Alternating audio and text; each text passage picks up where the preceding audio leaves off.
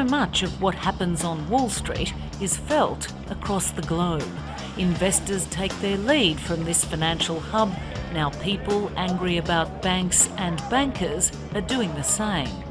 Occupy Wall Street under occupation. People arriving from everywhere. The Occupy movement has spread to London, to Rome, and here to downtown Dublin. We have probably in the region of 60 to 70 people who are sleeping here and hundreds of people who are coming by every day. Jonathan Sugarman isn't the kind of person you expect to meet at a rally against economic inequality. Hey, well done everybody. After all, he was a big city banker, the very breed of 21st century capitalist who's brought thousands of people onto the streets all over the world. The banks have all been nationalised because they ran out of money. But this insider is now as appalled as anyone here about a system that's making the poor pay for the mistakes of the rich. You have hospital wards shutting down, you have schools shutting down, you have public services that are now being curtailed because there's no money. The money's gone to the banks. Your money, my money, everyone's money has gone to the banks. What we need is for the regulation that exists to be enforced.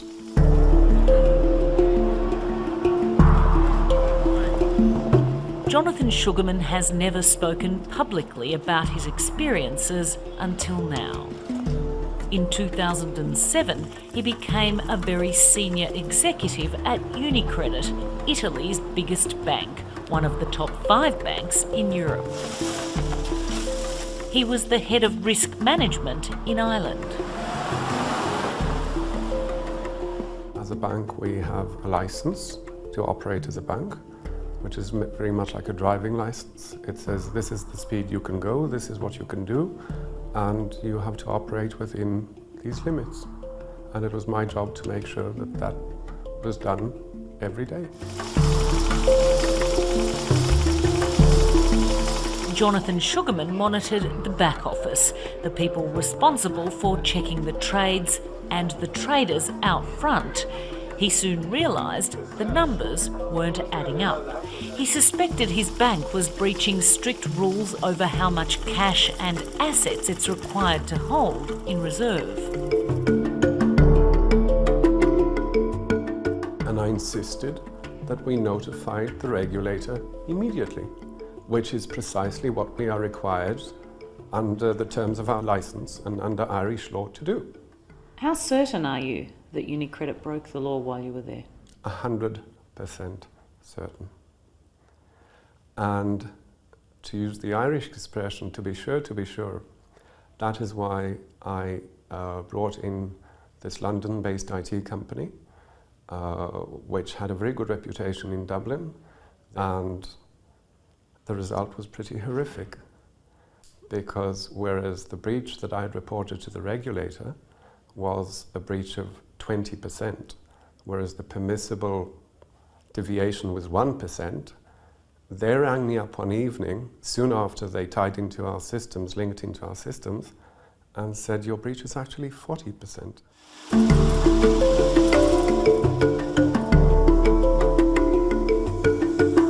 When he raised the alarm with his chief executive, the response was dismissive. It was a systems error. The risk manager was instructed to continue approving the deals. Jonathan Sugarman was in the thick of a reckless banking culture that was on a collision course with disaster. Well, on the days that the system threw up these figures that I was told were incorrect,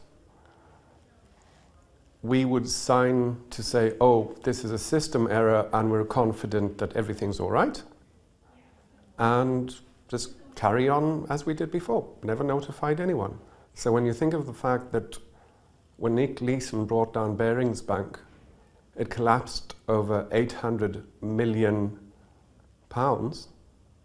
I was signing over 5 billion every day that we didn't have. Understanding the dictionary definition of the word and the fact that I spent 4.5 years in prison, I am a criminal. I always knew what I was doing was wrong. Did I think it was criminal from inception? Absolutely not.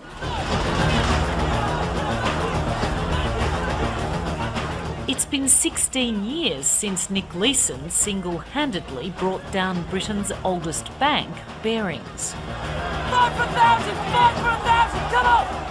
It was such a spectacular, audacious, outrageous act of financial skullduggery, Hollywood made a movie about it. I mean, success was the thing that I always wanted. And you know, conversely, my biggest fear was the fear of failure. And the fear of failure was probably the one thing that I couldn't countenance. So putting my hand up and saying, look, there's this error that I should have closed yesterday, but I ran it into another day and therefore made the problem even worse, was the thing that I couldn't do.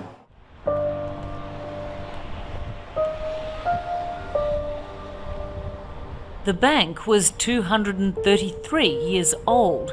It had survived wars and the Great Depression, yet it took just one upstart 25-year-old futures trader to knock it over.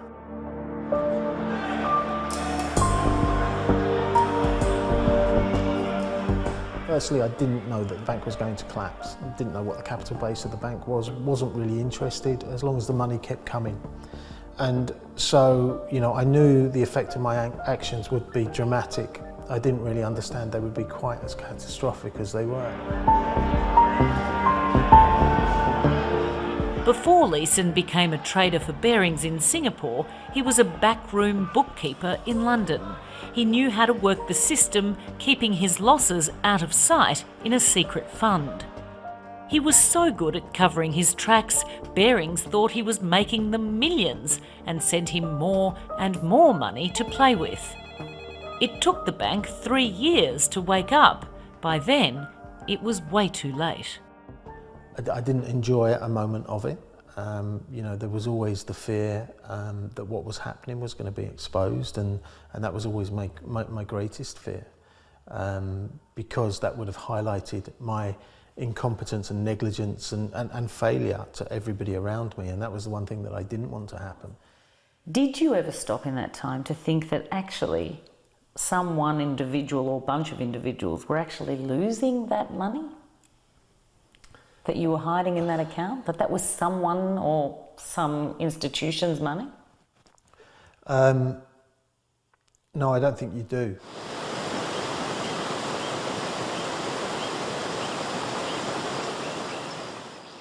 Nick Leeson was convicted of fraud and spent 4 years in a Singaporean jail. He was released in 1999 and returned to make a new life for himself in Ireland. When I first came back from Singapore in 1999, I was regularly asked, you know, do you think this can happen again? And I know my answer was always no. And the reason why it was no was I know how incompetent and negligent I was. I know how incompetent and negligent the bank was. I know how bad the auditors were. I know how bad the regulators were. I know how bad the central bank was at the time. And I just believed that if you tried to build the probability of all that happening together at the same time in the future, the possibilities were extremely remote. London police have arrested a potential rogue trader who could have cost the Swiss banking group UBS an estimated $2 billion.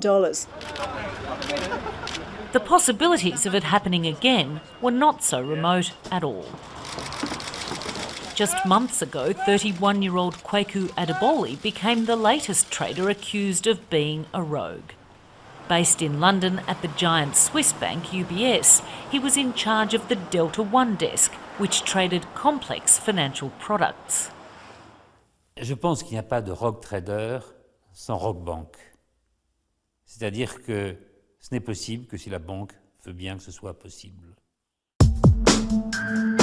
Despite the technological advances since Nick Leeson's days in Singapore, sophisticated systems monitoring traders and their activities, and claims by the banks themselves that they're vigilant, it's alleged Kwaku Adeboli did them blind. His so-called rogue trading started in 2008 at the height of the global financial crisis. And around the same time, the Swiss taxpayer was forking out $6 billion to rescue UBS from the brink of bankruptcy. La crise de 2007-2008 a abouti à des conférences, à des colloques, où on a dit on va faire telle et telle chose, et rien n'a été fait. Rien n'a été fait.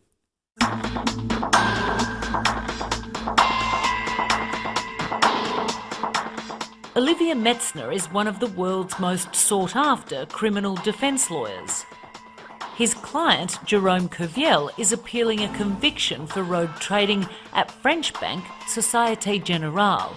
He's said to have gambled away $6.5 billion, the biggest trading loss in history.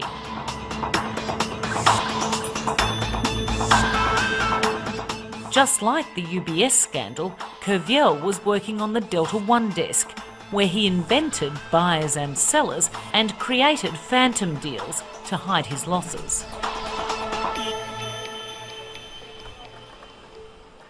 Est-ce qu'il est normal que des dirigeants de banque qui mènent leur banque à la faillite ne soient pas sanctionnés pour cela?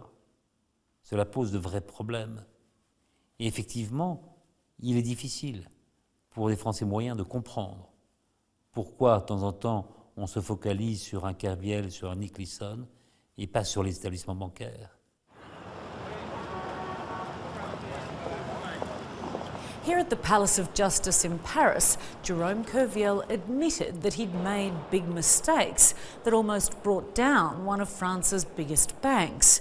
But he wasn't about to take all the blame for what his legal team described as a rotten culture that encouraged excessive risk-taking, celebrating traders when the markets were up, only to isolate them when their bets turned bad.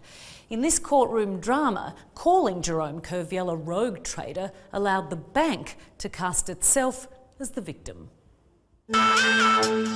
Like Nick Leeson, before becoming a player himself, Jerome Kerviel spent years in the bank's back office, recording trades and monitoring the traders. Because he did spend a lot of time in control teams, so he didn't know very well the controls, so he didn't know very well how to avoid the controls and to hide the position and to lie to people from controls when they asked questions. It is the worst nightmare of a banker. Hugues Lebray was an executive director at Société Générale when Jerome Kerviel was caught. Was it the culture within the bank that inspired, encouraged excessive risk-taking? That's what Kerviel say. I don't think the culture was to take excessive risks, but I think the culture was to make more and more money in this investment bank. By taking more and more risk? By taking more positions, inventing new products, developing new activities. The activity of Kerviel was quite new. It was created a few years ago, a few years before. So you certainly have in trading rooms a greed culture. Where where people want to make more money, to have higher bonuses. I think the biggest bonus I heard of in the banking system was about, I think it was close to 200 million. For 1 year's work? Yeah.